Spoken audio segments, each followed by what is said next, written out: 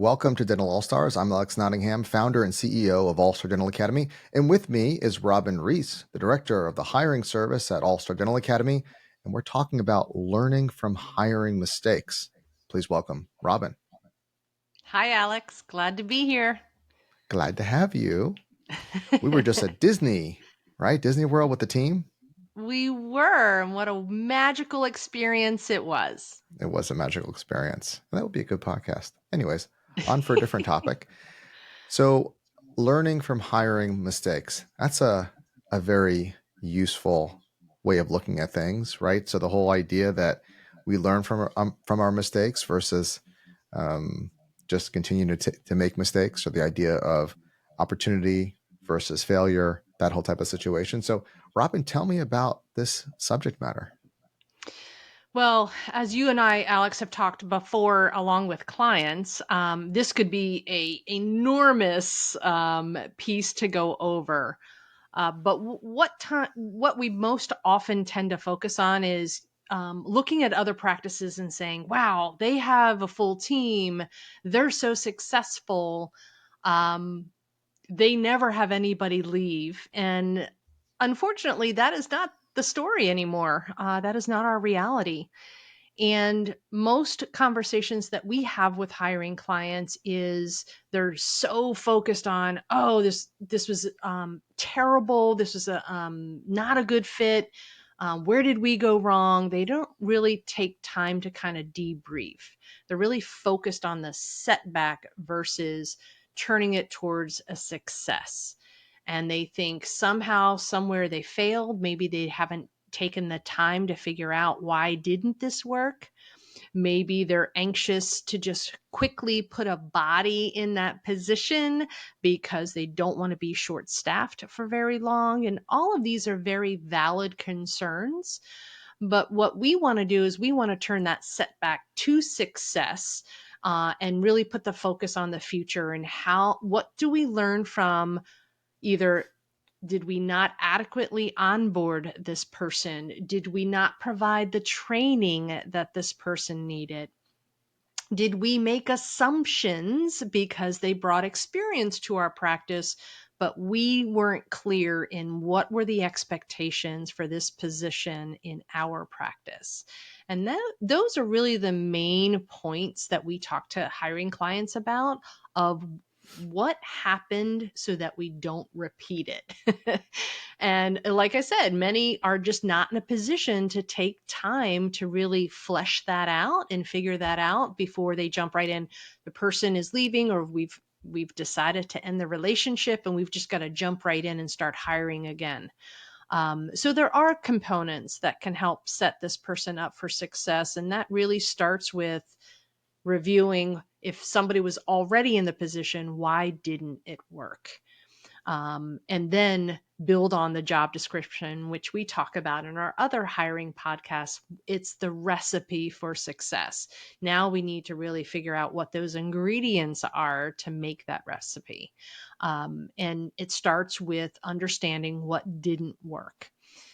I like to use some sports analogies, and there is Kara Lawson. If you're college basketball, you might recognize her as working at Duke University, and she talks about the life. She's not just teaching her players the basketball skills, but she's teaching them a life skills. And that there, yes, of course you want to win. Yes, you always want to go out and give your best. And there are going to be times that you don't do that. And so you really have to learn how to handle those hard losses, how to handle when things don't go well.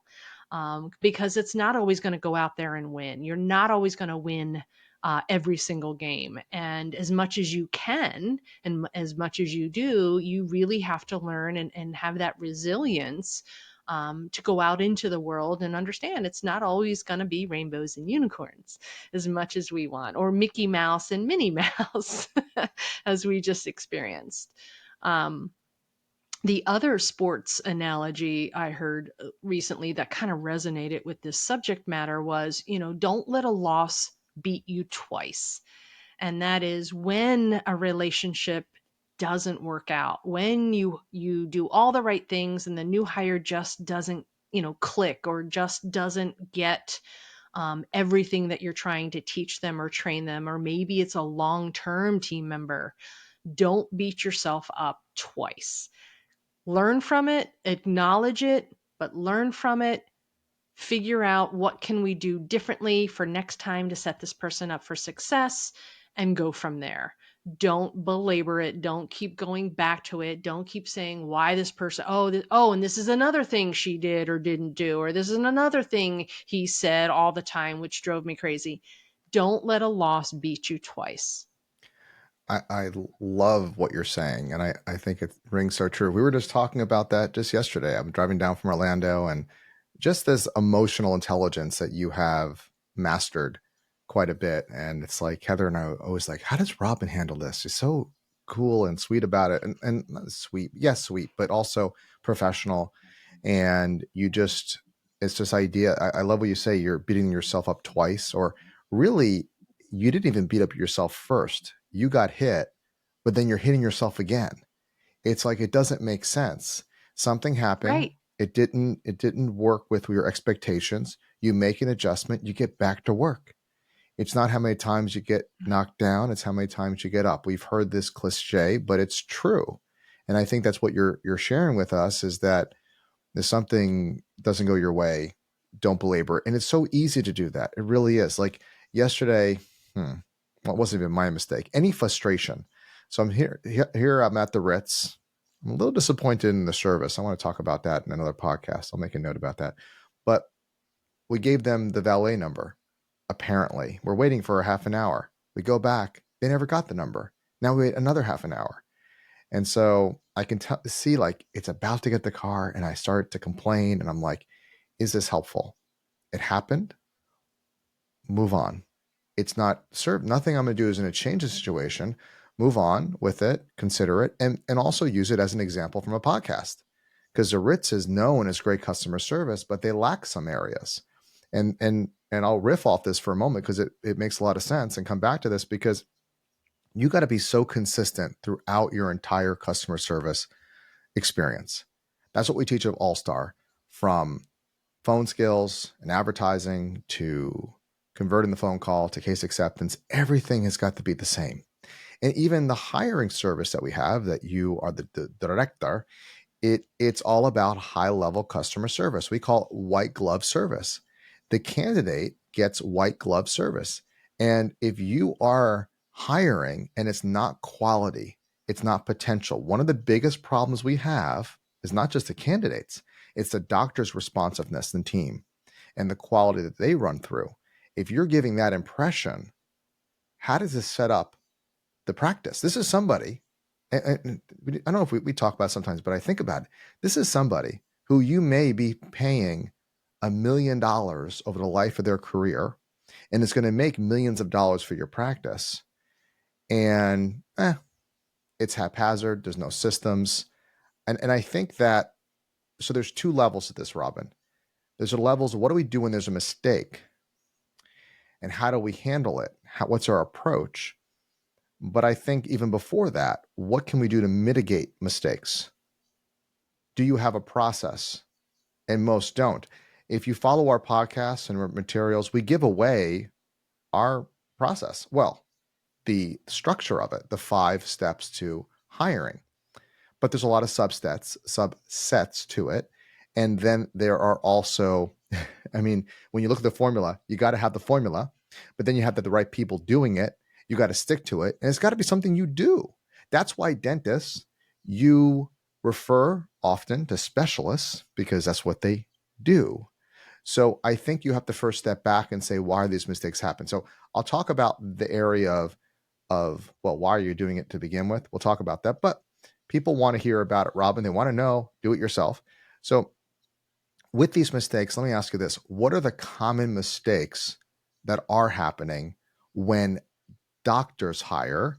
Because I don't really think there's a lot of mistakes that happen with what we do, because we have a system that goes on.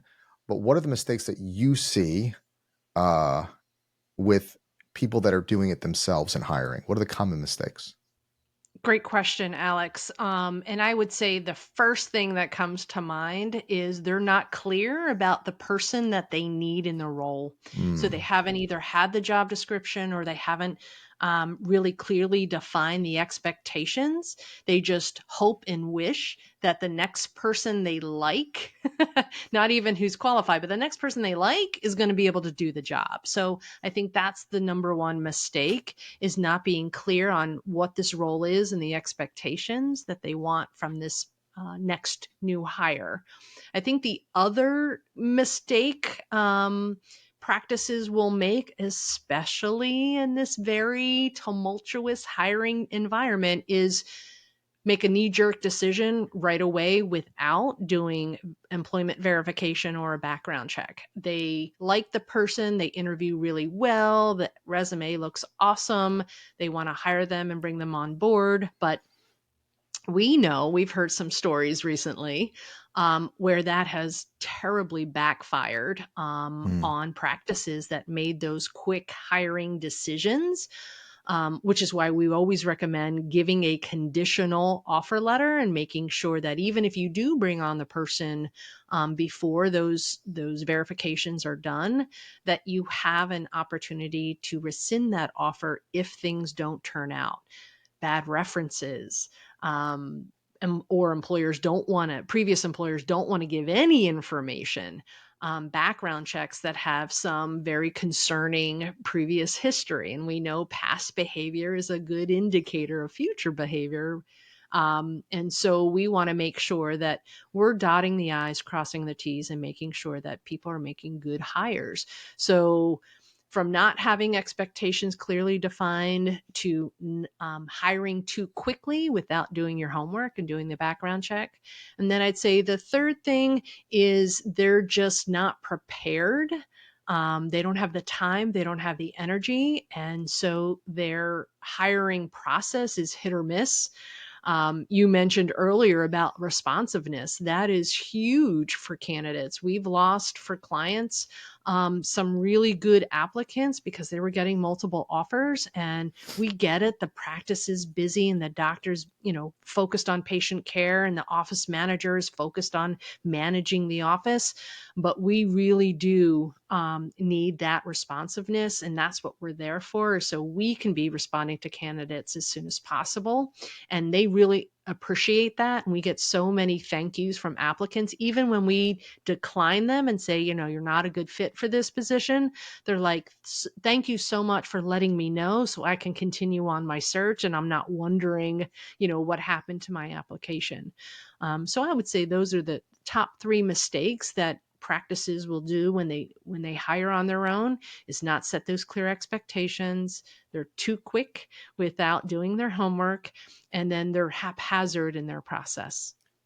what kind of jumps out to me is, yeah, all of them do, especially the quick decisions, because I it's so nice to have a hmm, some time between making decisions. And when you're too into it, it can be, you want it to almost be resolved now. It's a problem. And I know here at All There's Star, always a sense of there's urgency, always a sense of right? Yeah, urgency. And I think that it's important to have where you're not too invested. I mean, where you have people to protect you from yourselves, right? right. Like I can give you a very easy investment strategy that will double your money every 7, 8 years, pretty much guaranteed. And there's really very little or no risk. The problem is, can you stick with it? And that's why people pay financial advisors 1 to 2% because it protects them Do from you have the themselves. time to, That's it. right, It's not even look into time. that? They protect you from yourselves. That's their number one job. They're not going to really find anything different. But the same thing is having professionals around you. They give you a sense to make sure, were you clear? Were you prepared? Did you do it right? Did we skip any steps? Because every time we make a bad hire without following the steps, because look, you can still follow all the steps and it doesn't work. And I think to me, that's a mistake. It's not even a mistake. It's a failure, not on you, but it has failed. It's part of the numbers game. And you go back to it and you learn from it. But it wasn't a mistake. You followed the process. Now, you don't want to make, it's like anything. You use sports analogies. Oh, don't drop that pass or don't miss that ball. It was right in the strike zone. Like it's called low hanging fruit, or they call it a softball. You got to hit that one. You really do. And so those are unfortunate, unforced errors. And then it's also in the situation. So I like to pick on myself sometimes, not pick on myself, but self-reflect that I have a great team like you and others that when I have these popcorn ideas, which was you call them, is that they have enough time to settle in and everybody can kind of think about it more and they become more viable over time when done appropriately. Because I tend to push too fast.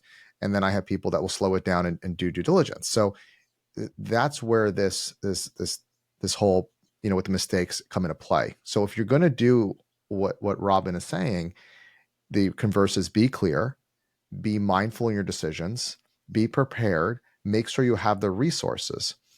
Now, one of the areas in hiring, in anything you do, and this is good stuff because I mentioned this in prior podcasts, probably 6 months ago or a year, but I'm bringing it back. And it's these two questions you have to ask yourself. Are you good at it? And do you enjoy doing it? Okay. And actually, there's a third. Is it worth your time? So a dentist might say, or anybody in your team, are you good at hiring? Maybe you are. Probably not, but maybe you are. Do you enjoy it? Probably not. Maybe you do. And then the last catch all is it the best use of your time? If you're a dentist and you're crushing it, right? Which you should be. And I'll tell you, and if you're not crushing it, where hiring is a good use of your time, you can use some of our self-funding coaching to resolve some of that. Okay. So in most scenarios, it doesn't make sense. So for me now at All Star, I do the accounting. I'm really good at it. Not all the accounting, not the bookkeeping, but the big picture stuff. And I'm good at it. I do enjoy it. Helps me make good decisions at the company. Is it a good use of my time? It is. I need to know as the CEO, the profit, the balance sheet, where the company is going. But I delegate payroll. I don't want to deal with that. I delegate the details or the large deposits, and then I oversee it. So if there's somebody who's better than me at it, they need to be doing it. Okay, but there's not. I have people better than me, Robyn, and they weren't at my level, and that's the best use of my time for the company. Now, dentists, office managers, is this what you love? Are you enjoying it? Is it the best use of your time? If not, it's better to have someone work with you. I'm an attorney, and I've represented myself at least once, and I lost. And lawyers will say, it's a fool when the attorney represents themselves. Essentially, don't do that. Always get representation. And with respect to hiring, what I say is, again, you go through that 3-prong question and you say, is it something that, again, I'm good at it, I enjoy it, it's a good use of my time. And by having, we talked about at the beginning, that white glove service, having somebody, a professional to work with you, protect you from yourself, and they're better at it. And here's the other thing I want to say about our hiring service is it's collaborative. It's not like you hand it off and it's done. It's you have firepower with you. So I like when you mentioned mistakes. I'm going to bring this full circle, Robyn, is there are mistakes, clear, quick decisions, not prepared. When you're working with a coach, which is the hiring service that's doing it for you, all those are you're not going to be making mistakes. Does that make sense? We're going to help you avoid making them. Avoid making We still mistakes. have clients who say, no, this is what I want to do. And we absolutely support that with the understanding that the scenario could go multiple ways as long as you're prepared, doctor. And the reason I say that, and I don't want to make this a pitch for the hiring service, but it kind of is, but I'm just, as a business person, that's where I'm coming from. Everybody that's listening, I'm saying as a business person, think like a business person. Think about running a business, not just like the mom and pop thing where we do everything. And I get it. Sometimes you have to, but when you have principles that guide you and you say, what am I looking to build? And where can I bring in support? And I would put in the same. It's interesting, Robyn. People that do your hiring service are often people that do coaching because they realize that I need to surround myself with professionals that will get this job done well and correctly. Okay. Give you an example. We were talking to our mastermind doctors, and they work with we will often refer out for associates, a dentist. We do anything but associates at this point. And he spent like 15,000 for a couple leads, and it was worth it. And he got an associate, didn't last, but he's like, that was worth it. Versus him trying to go hunt out there and things like that. It's like, that's a lot of money, it sounds like, right? I mean, it's And penny. another client shared with us that they paid And it was $40,000 worth and it. got no Oh, they got nothing. associate Oh, they got nothing. who got Right. nothing. Right. And luckily reached out to us. We were able to connect him with some resources that we recommend, and having a much better experience. I guess I would say this. Uh, you don't want to make unnecessary mistakes. Okay. Right. So if you're going to do it yourself, be clear on what you're doing. Don't be too quick to hire, and be prepared.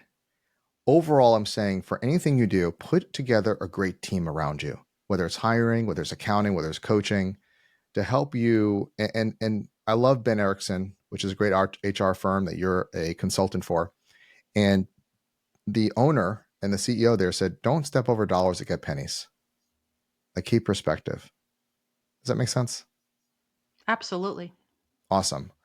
Robyn Reis, I love this topic, learning from hiring mistakes. And again, this can be any mistake that you make. Is don't it happens. Don't beat up on yourself. Don't belabor it. Get back to work. And if something isn't working, we've heard the Albert Einstein, what was it? His quote: "Insanity is doing the same thing over and over and expecting a different result. Don't do it." All right. So remember to follow us on all the channels: Spotify, Apple, YouTube. Share with your friends. And until next time, go out there and be an all star. An all-star.